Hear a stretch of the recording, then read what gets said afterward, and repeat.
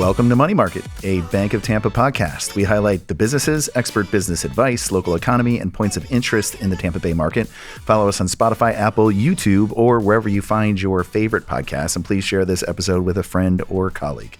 I'm your host, Owen Lefebvre, the Pinellas County Market President for the Bank of Tampa, Tampa Bay's oldest and largest community bank. Today, we are joined by Bill Cronin, the CEO of the Pasco County Economic Development Corporation, or EDC, which works to attract new companies, assist existing companies, and create jobs throughout Pasco County. Bill has a long career in economic development, mostly coming from the city of Charlotte, North Carolina, where he served as the Economic Development Director, holds a bachelor degree in international affairs and political science, as well as a certificate in Asian studies from Michigan State University. And that's fascinating. Go green. I kind of want to, go green. And the Asian studies is fascinating. Bill is a member of the International Economic Development Council Board of Directors and is currently the chairman of Global Tampa Bay. He's also a member of the Urban Land Institute, ULI, which has a big conference coming up soon. Sure right? does, yeah. National Eagle Scout Association and alumnus of Delta Sigma Phi University. That's right. So, and in 2019, you co-founded the Human Trafficking Foundation, which supports non-government organizations in the area of rescue, recovery, and advocacy for survivors of human trafficking. Which, unfortunately, the Tampa Bay area is one of the top human trafficking areas in the country. But Bill, thanks for coming on Money Market. Thank you, and thank you for all the accolades. I think we could do a full segment on a couple of those. We probably could. I'm kind of fascinated by the Asian study. I mean, how did that come to be? Did you always have a fascination with the Asian culture? Yeah. You might remember back in the 70s, China and places like that were kind of off limits, pretty exotic. I grew up in a really small town in Michigan, so Chinese food and watching Kung Fu on television was pretty exotic to Bruce us. Lee fan. So got involved in the martial arts really early in all things Asian. And in college studied Mandarin Chinese, which I thought would come in really handy as China had just opened the doors for trade. What great foresight. I mean, well, in 1989, Tiananmen Square happened and the doors shut again. It was probably about another 10, 15 years before I could actually use those skills again. But always appreciate the culture, though. So, I mean, because at the time, the Japanese business model was effectively taking over. So you went Mandarin and not Japanese. Oh, that is so funny that you said that. So one of the main reasons, and in Michigan, of course, a lot of trade was with Japan because of the auto industry. Yep. But my wife, her ex-boyfriend had studied Japanese, and I didn't want to be like him. So I just let all your listeners in on a big secret about my passion. So, thank you for sharing. So, for folks outside of the Tampa Bay market, how do you describe and sell Pasco County? Oh wow! Well, first of all, we start with Tampa Bay. Okay. I mean, because if you go anywhere in the world and you try to describe where you're from, and you start out with something like Pasco, they say, "What's Pasco? Is that a company? Is that an acronym? Is it Pass Company? What is it?" So we all start out with Tampa Bay, as we're from the Tampa Bay area. In our case, we're the North Tampa Bay area. Historically, kind of a residential bedroom community over the years. But there's Are you allowed to say that? As long as I put historically first before yes. it. But okay. Right now, we're the 8th fastest growing county in the United States. And because historically we didn't have that growth, we didn't have the industry, a lot of the new industry coming is leapfrogging some of that old technology. So things like life sciences, IT, cyber, aviation, aerospace, we're getting some of the best and brightest very quickly. And with the infrastructure catching up and meeting that demand, it's a great place to be right now. So it's a pretty easy sell.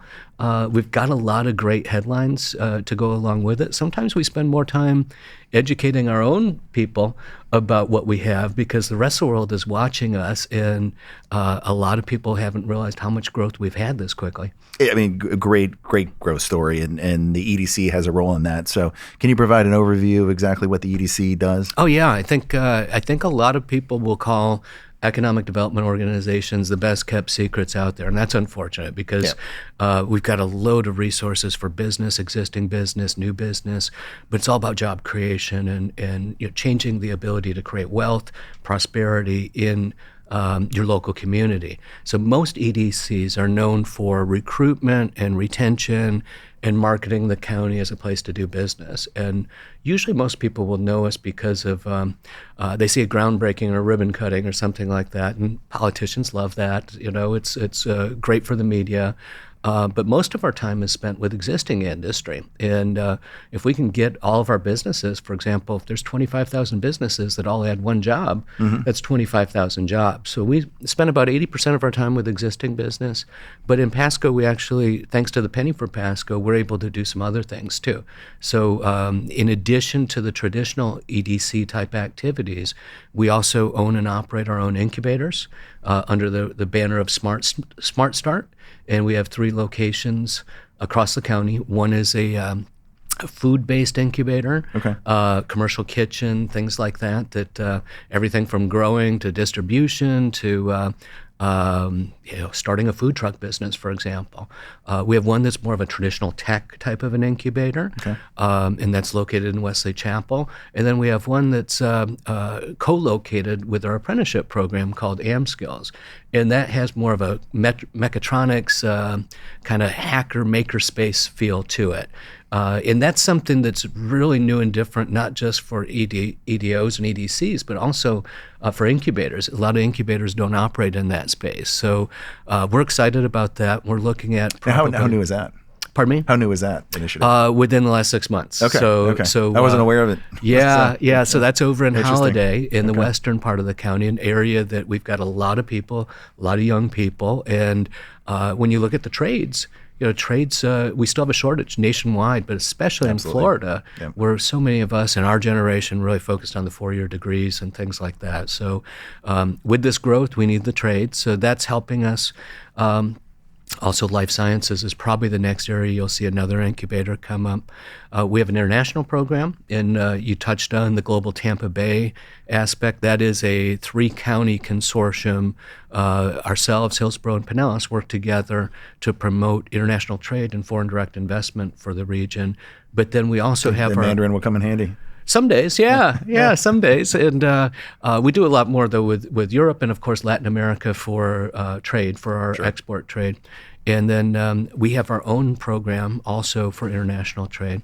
We have a microloan program. So we, for when the banks can't help somebody, we actually have a requirement that as a Pasco company, you have to be refused by a bank or unbankable to be eligible for this microloan. So it's traditionally how big? How do you define a microloan? We go up to 50,000. Okay. Usually, most of the loans are between 25 and 30, depending on what their needs are, and it's a cross section of all different types of industries. But our goal is to get those companies to be bankable, right? And to basically take their dreams into reality. And even though there's such a high risk, they end up to be some of our most loyal customers because no one else is giving them a chance. Right. It also is great because the banks now have somewhere that they can still feel like they're helping someone get them to the right hands, and then when they become bankable, they come back over to your shop and look at opportunities to grow. And one of the hardest things we could do is tell people no. So I love that as a resource to be able to say it's no for now. Point them in a direction that someone can help them. And by the way, I mean, I know part of your your job is recruiting businesses from the outside. It's great when you can get a win. But it's so much easier just to develop, or grow the existing businesses here. That is so true. And people ask you, why is it that you're involved with things like microloans and the incubators where a lot of our peers are not? And I pick on Cleveland a lot, and I hope you're not from Cleveland, but we have a niche audience in Cleveland. Oh, actually. Darn! Well, I mentioned to people there's a lot of headquarters in Cleveland, and they usually follows with, why on earth would you move to Cleveland? Sorry, folks in Ohio, I went to Michigan State, but and the reason is because they started there. Yeah. So it's not a question that somebody recruited them; they started there. So we have to have a good mix of not just companies that we're recruiting, but and expanding, but also start some of our own too. And we've got our own special feel here in Florida, and our children now are coming at that working age. You're starting to see whole new generations that were born and raised here, and it wasn't that long ago that you met a native, and that was a rare thing. Right. Yeah. Or honestly, and so I think Mayor Bob Buckhorn of the city of Tampa was famous for saying, we don't want to lose our kids to Asheville and other places, Austin. Yeah. So I think we've got a lot more opportunities for kids to stay here. The grass is not always greener, and some kids are always going to want to just get away. But if they know the opportunities here, and that's half of it. Yeah. A lot of people drive by buildings They don't all want to the go to time. Cleveland. And Yeah, they don't want to go to Cleveland. We're beating up on Cleveland a little bit, but Cleveland's got a lot of great things going on. But truth be told, I'd rather be in Tampa Bay. Yeah.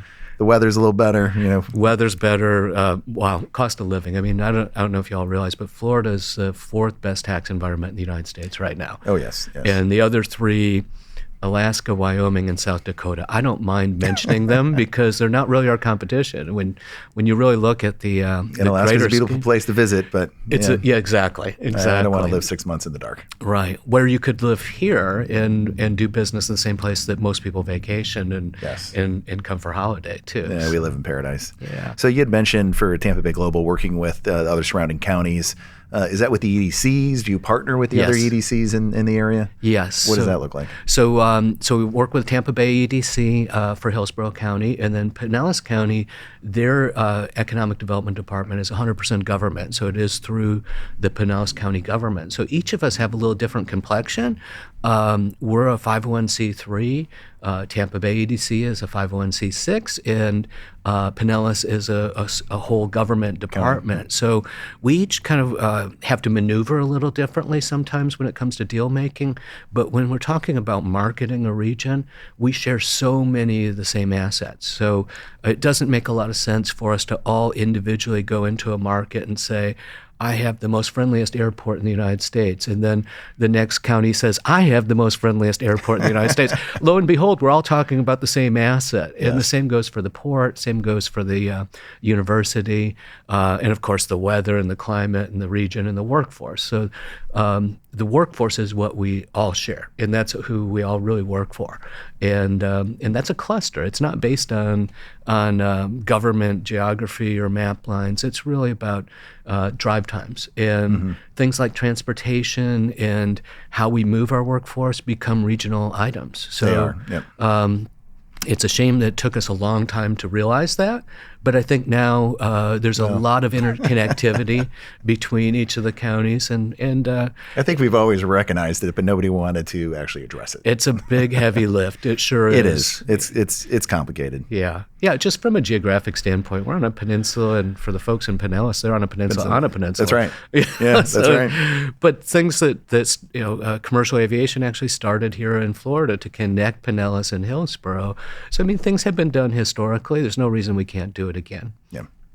How does EDC work with the Pasco Planning and Development Division? What's that relationship like? It's interesting that you asked that because the oversight for our organization, which is the Office of Economic Growth, the director just became the planning director and the head of our oversight as well at the county level. So they recognized that the two needed to go together.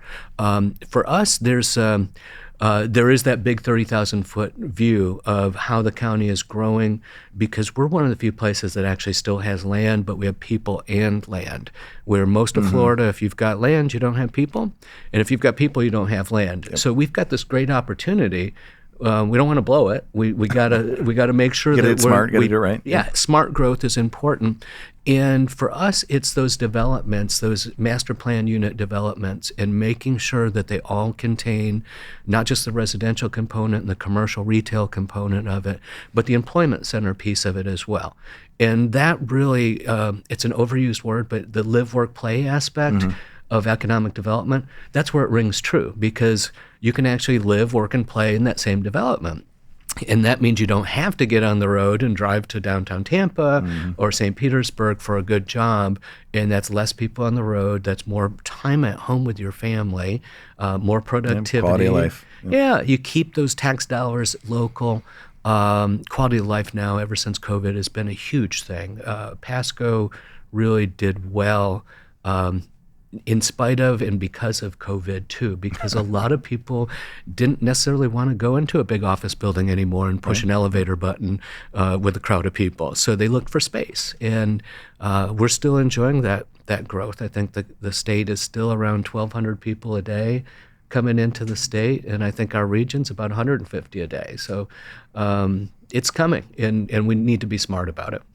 So what key industries are driving the economy in Pasco County? Yeah, well, life sciences is one that's, we have a joke, even Ray Charles can see that one, that, and it's not just that, the old adage that Florida is a place that people went to die.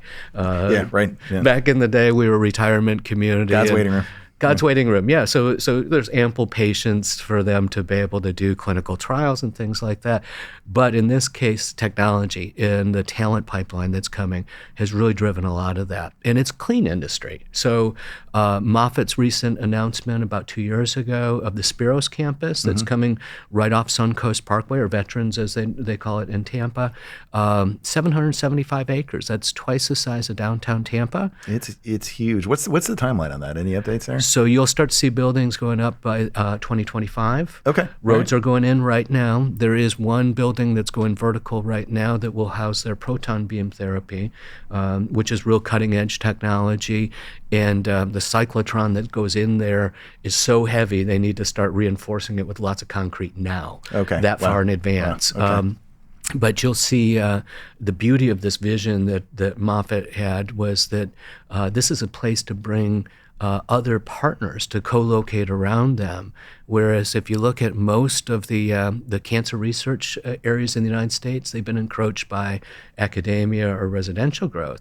So even their current location, they can't bring in a partner to co-locate next to them for real-time clinical trials and to share information and collaborate. So that is the vision behind this, but it's a city that we're building, and it's a city within a city. So there's no residential going into that footprint, but it's still within a larger footprint called Angeline, which is 6,000 acres, which will be about 11,000 households in there. And if you live and work at Spiros at the Moffitt campus, your children can actually go to the STEM schools there. I should say STEAM school. So it's STEM with an A for the arts. Okay. And that'll be 6 through 12. It's currently 6 through 10.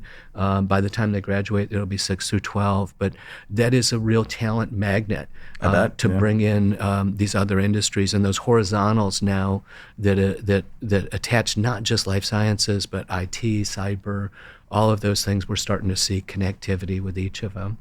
Other things would be aviation, aerospace. Florida's flat.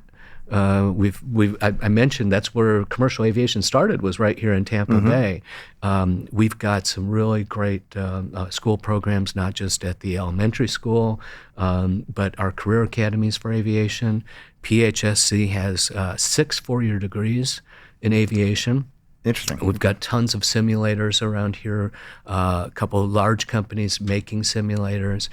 We're basically, if we're not careful, we're going to train other people's workforce. So we end up looking to recruit more companies in aviation so that we're using the workforce that we're training locally. Absolutely. Instead of Keep shipping them. Yes. We've talked about it before. We don't want to see a brain drain, especially after we've invested in them. Life sciences, distribution. Florida is still not a manufacturing state, so we still import a lot of things, which means we have really inexpensive backhaul rates into the United States. So it's a great place for distribution into the Southeast, the fastest growing market in the United States, but then also springboard into Latin America. So logistics still plays really heavily with most of Florida, but being in the northern side of the Tampa Bay market, we can access Atlanta and places like that a little bit faster than others. And I think that each of those has cross-sections in different industries, but advanced manufacturing, mechatronics, those are industries that years ago when we were growing up, we couldn't have manufacturing in Florida. We couldn't have smokestacks. Now with clean technology and clean manufacturing, we can go after some of this industry. So things like IT, life sciences, things that people wear lab coats rather than blue collars now, and that's where the industry is going. So this is a perfect time and perfect place for that kind of new growth. How do you track those businesses? I mean, what tools are available to you? What strategies? Well, I can't tell you all my secrets. It's still a pretty competitive business. There's about 16,000 agencies in the United States that do what we do to compete for business. So very competitive. A lot of companies, when they're looking for a new location, they've got lots of choices. So they might start out with maybe 200 choices in the Southeast. Northeast. And their goal is to narrow that down to probably 2, and usually 1 in each state, so that they can compete and maybe leverage some state level incentives. Our goal is to, 1, be included first, and then through that narrowing down process to stay in the game as long as possible. So some of the tools we use may not be as apparent, but for example, we have a Ready Sites program. We go out and certify and assess sites for industrial growth. That keeps us in the game that much longer because we've already checked the boxes for people, so that as they're making those cuts, they know we've crossed all those thresholds and they don't need to cut us. Mm-hmm. So it keeps us in the game more. And that's more of a physical, tangible thing that we're doing.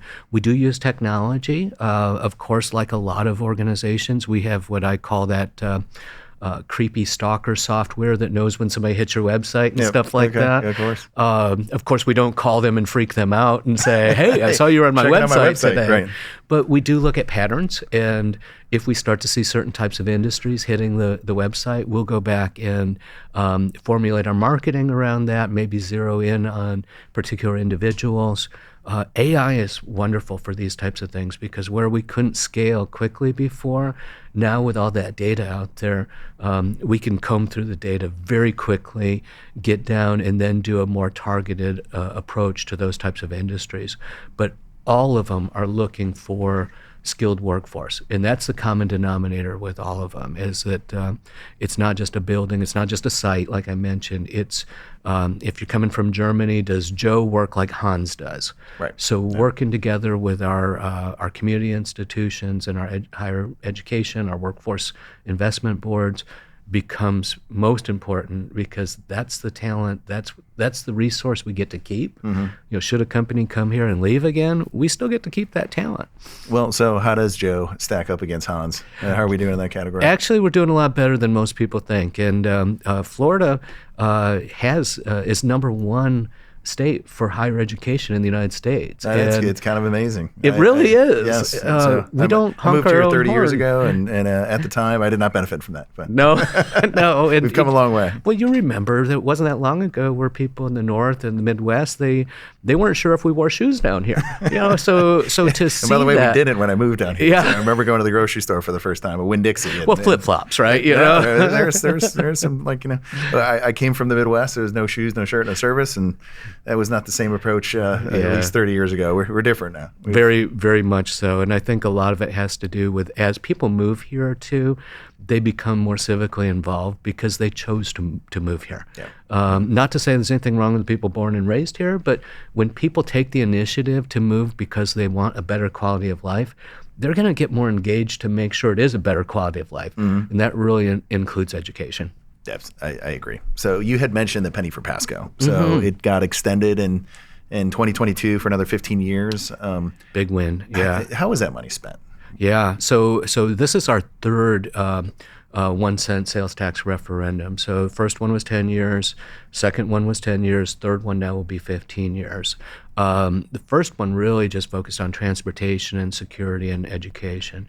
The second one actually has a carve-out in it for 20% of that goes to economic development. Okay. And that really got my attention. It's one of the reasons I came here from most recently Charlotte. Right? Before that, I was a director of commerce for South Carolina, worked at the city of Atlanta as economic development, but I started in Florida. So okay. I knew Pasco. Pasco was kind of a sleepy community back in the day. And when the recruiter called me and he said, I know both of your children are on the Florida prepaid college program. I said, well, you're pretty good. And he says... He's using that creepy software too. I think so. And he said to me, he says, I know you haven't moved your family to Charlotte yet. Why don't you come take a look at Pasco? And I said, Pasco? Who'd want to move to Pasco?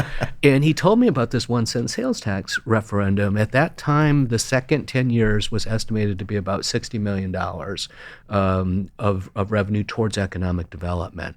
And I said, wow, that's a pretty big toolkit for one, but more importantly, it's very forward-thinking of the community to self-tax. And it is a conservative community, so to self-tax themselves and use it for this told me that, one, they understood the value of economic development, and I wasn't going to have to go sell them. Because sometimes as economic developers, we have to go sell somebody on moving to our community, and then we have to sell the community on assisting them with incentives and things like that. So I said, this is really an easy sell now for me to get behind this. It's very forward thinking.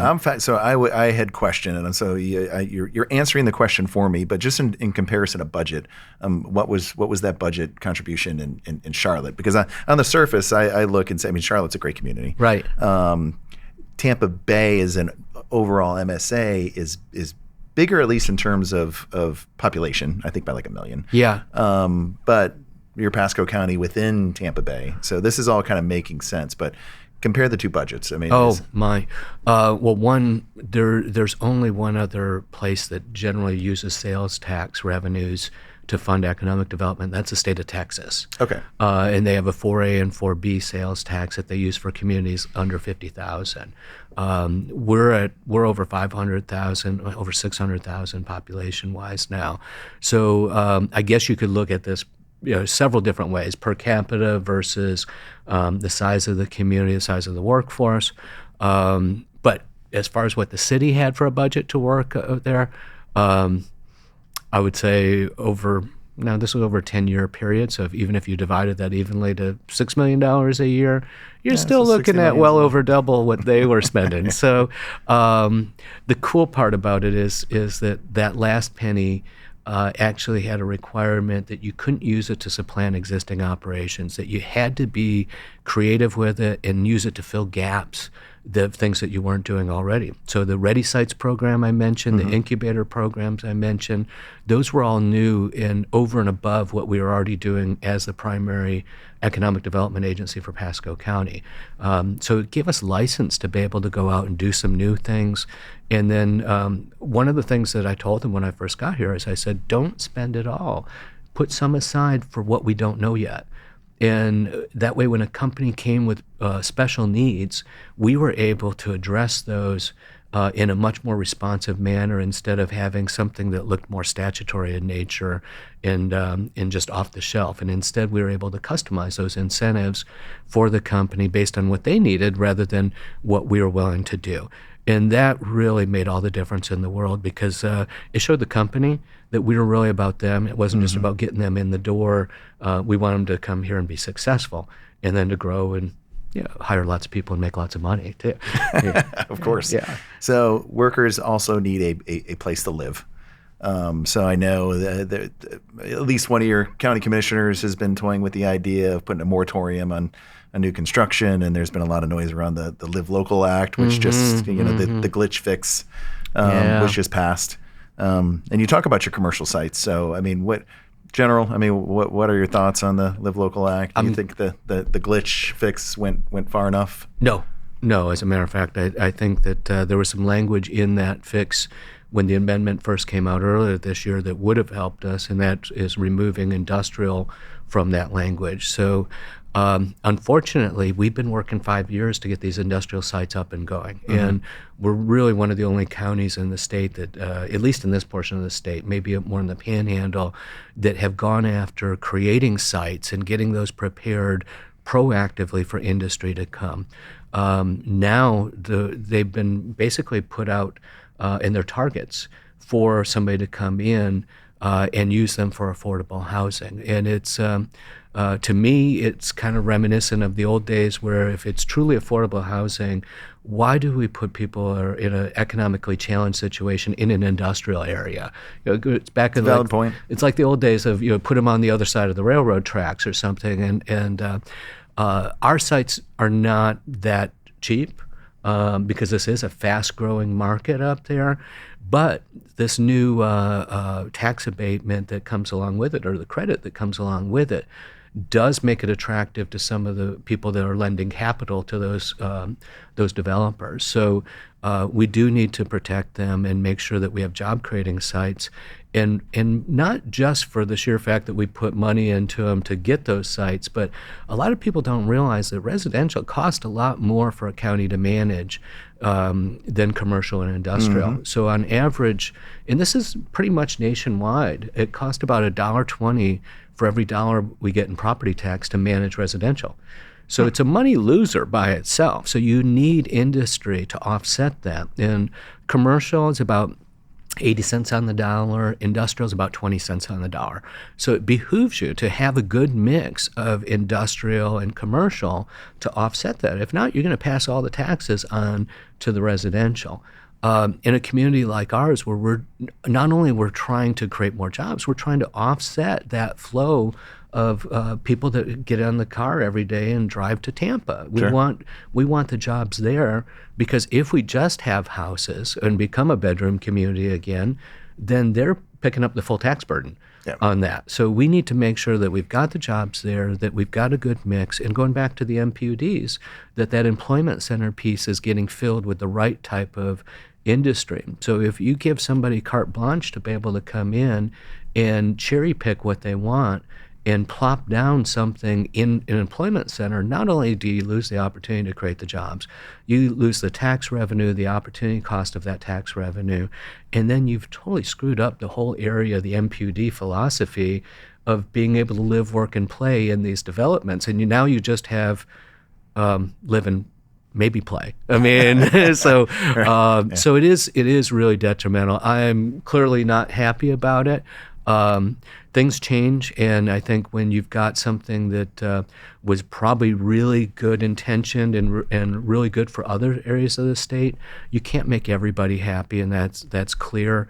And I think also having a very strong political base in Pasco is a double-edged sword, because we can sometimes get things done, but sometimes when we yell, it's a little bit loud. And so I'm optimistic. I think by nature you have to be an optimist to get by in this type of environment. But these are really good questions, because it is that 30,000-foot view on what this is going to look like in the future. And the last thing you want is to have somebody just take planning and a comprehensive plan, which, by the way, the state makes each county do a comprehensive plan, and this totally usurps it. So it's I don't know, it's kind of hypocritical in my view, that you would actually go out and say, counties, you have to do this, but if somebody wants to do this, they can do that too. Because the only money that's being impacted on this is the county's tax base there.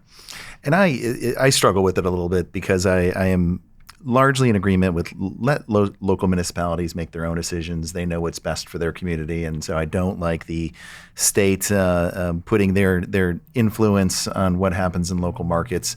I think some of it's a little bit of a knee-jerk reaction, because based on the master plan and the NIMBYs, if you will, just opposing. NIMBYs, yes, I mean, a lot of that density has been cut back by opposition, and affordable housing has been a challenge. So this is their fix, and it's kind of the unintended consequences. Everybody's got to live somewhere, and I've got adult children, and between insurance cost and specifically car insurance cost for young people, and then apartments, it's pretty difficult if you don't have a really good head on your shoulders to be able to navigate. Most of us make mistakes at that age too. So this is a vulnerable population that's impacted by it. But I think again, overall, I think it was probably well-intentioned. We definitely have an issue with affordable housing, not just in Pasco, but in the state as a whole. As we're experiencing this growth, I would say if anybody said, what is your Achilles heel right now? It's that. So is it a knee-jerk reaction to try to fix it? It is, and maybe the market should dictate that. But when you watch people that are hurting, you do want to do something about it. So I get it, but at the same time, you have to make sure you've got the right people in the room to get a solution. And we're a big state. I don't know how many MSAs we have now. I mean, but 2 time zones, 80-some languages. you can't do a one size fits all on a lot of things these days. So hopefully we do get something either countywide or regional to take a look at what the real needs are in these communities. Because right now a lot of the people that are benefiting from this are not, it's not even affordable housing. So if you base it on 120% of AMI, you're looking at over $2,000. Yeah, how affordable? That's not affordable. That's market rate. Right. You know, so it's who are you really helping? I'd love to see them do something a little more tiered, or at least force them to say, no, look at the 50%, or look at the area where it's most needed in your community, and then let's focus on meeting that need. And when I worked in Atlanta, we had a similar program like that was tiered and focused on what the real need was. And the developers worked well with them. But this is kind of a first attempt at it. And I think there's a hope that the market will respond and that the market will fix some of this. None of us are experts at it, but we do depend on it, just like our workforce development programs. We depend on transportation, we depend on housing. Jobs and houses go together. And maybe developers are helping us out a little bit by overbuilding some. I know we've got some high vacancy rates and absorption has slowed a little bit. So maybe we get a little rent relief short term. Competition, like I said, you let the market respond, competition will probably solve a lot of this. It's really just how patient are we and how tolerant are we in watching people hurt in the meantime. Because that's difficult to do. It is. It really is. Yeah. So congratulations on the 54 widening, State Road 54, finally being completed. Yes. So, are there any other major infrastructure projects that are planned for the area? Every corner of the county right now. I just came from Dade Pick a couple, City. because I know there's a bunch. Oh, yeah. So we had the Divergent Diamond, of course, at 56 and 75, which took a while, but now it's probably one of the fastest sections on that whole stretch of land, moving people fairly quickly. We've got areas of the county where we're moving people quickly and trying to prepare for pedestrian traffic in those areas too. So some of the things that were traditionally urban in nature, we're having to deal with on a pretty regular basis. Ridge Road Extension, 23 years in the making to get that. And once that permit was approved by the U.S. Army Corps of Engineers, we started construction from both ends and got that done fairly quickly, to the point now it allowed for the Moffitt Cancer Center's Spiros campus to take advantage of that. And Board of County Commissioners just approved another $85 million for completion to take it all the way to 41. So that will be another east-west route for us, which is good for hurricane evacuation as well as moving people from east to west. We also have a tower road that's kind of a diagonal road that's being established that will take you from the Trinity area up into the northeast area of the county, connecting with 75. 52's got the widening going, and then both intersections of 41 and 52 are in the works to look at what we're going to do for those intersections. And one may be a flyover, so it may be a pretty big size capital investment. And let's not forget Veterans. So Veterans Parkway, where it turns into Suncoast, they're doing a study right now on that. Where is that delineation? Where does it turn into the other? I think it's right close to the county line. It seems like it's right around Lutz Lake Fern exit that I see the note for Suncoast. We like to change our road names like halfway here in Florida. I guess if you're local, you get used to it. If you're from out of town, you get lost really quickly. You do. Maybe we get them to pull over and ask for directions by a soda pop by doing that. I don't know. But studies being done to look at widening that. But that road's going all the way up to Tallahassee now. So, I mean, this is yet another big artery. To the north of us in Hernando County, 50 is also getting 4-laned all the way across, and people are using that as a shortcut over to Orlando. Over in Dade City, we had alignment. Atlanta needs a shortcut. Yeah, well, we just don't need to sit in traffic. I mean, I don't know how we get there, but I don't think any of us like to sit, especially for maybe we'll get Brightline one day. Yeah. I mean, Florida's never been really good at public transportation, and we've got a lot of opportunity there. We're flat. in terms of being able to use the landscape. I mean, drone taxis, Hyperloop, there's a lot of different solutions. And again, maybe we get to leapfrog some of that technology. Everybody kind of laughed at the region when we rolled out BRT, bus rapid transit, but it was probably the first and most successful effort of getting the three counties to do something together. Yes. So you have to start somewhere, but clearly new transportation is going to be important for us. And we're starting to see connections even with Lakeland and Polytechnic now as people are coming up and around so that they don't have to go all the way to I-4 and 75 to come up to Pasco. So areas like Zephyr Hills are starting to see growth. Some of our most recent wins were in Zephyr Hills, which, again, very historically a retirement community. So things are changing. Again, it's about smart change and making sure we don't leave people behind in the process, too. So, Bill, final question. You've been here for 8 years and have seen a pretty substantial amount of change in 8 years. What does Pasco County look like 10 years from now? Oh, yeah. If we get it right, and I think we will. I think that there's enough people civically involved with this that we become a life sciences corridor. And I see that in concert with working with Hillsborough in downtown Tampa. You've got the medical district downtown. Moffitt Cancer Center is really a 20-minute drive from the airport. You can fly into the airport and quickly get that kind of red carpet, white glove treatment up there.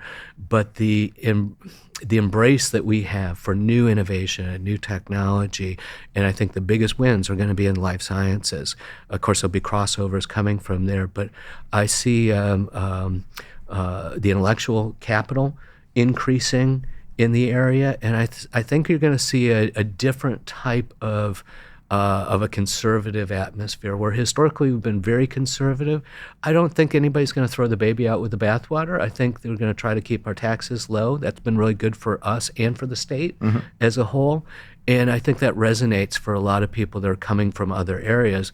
Now, as they plant the seeds here, I think what we're going to see is innovation growing probably for the first time in an area that is a more conservative area instead of the Austin, Bostons of the world, California, places like that, because people want to keep this environment the way it is.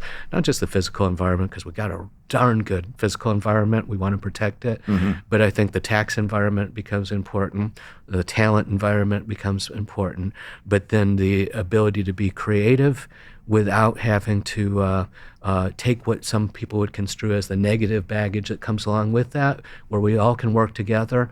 I see that, and I don't think that's too Pollyanna of me to say that. I think that is something that is realistic. I think we're seeing it now. It's just a matter of identifying it, putting the flag in the ground, and saying that's who we are. Well, Bill, you painted a picture of Pasco County that I want to be a part of. Excellent. So I appreciate that. If people want to track you down, want to learn more information about the EDC, how do they find you? Yeah, best thing is to hit our website, of course, is pascoedc.com. You can also from there hit our Smart Start website, and there's all kinds of, besides the creepy stalker software we talked about earlier, there's a lot of tools there that allow you to compare life here versus life there, and you can look at what others are paying people in your industry, for example, or look at the sites, or even look at the types of houses that are available here. But most important, talk to your friends about it. The best advertisement we have are the people that have moved here from somewhere else. Right. And then they go to describe their friends on the phone. They say, hey, what's it like in Pasco? That's the same soundbite we use. It's usually the things about quality of life and climate and tax environment and buying more for your money. That's the exact same advertisement that we use. So again, pascoedc.com. Check us out on our social media as well, too. We didn't even get into the sports coast, and maybe we'll have to do that round two. I think that sounds great. I spent a lot of time up there playing hockey with my son. And but Bill, I really appreciate you coming on Money Market. Thanks, Owen. Thanks for having me. So if you have a question or future show idea or would like to be a sponsor, you can send us a message at moneymarket@bankoftampa.com or find us on LinkedIn, X, Facebook, and on Instagram at bankoftampa.com or online at bankoftampa.com. Thanks for tuning in. Thanks for subscribing. See you around in the Money Market.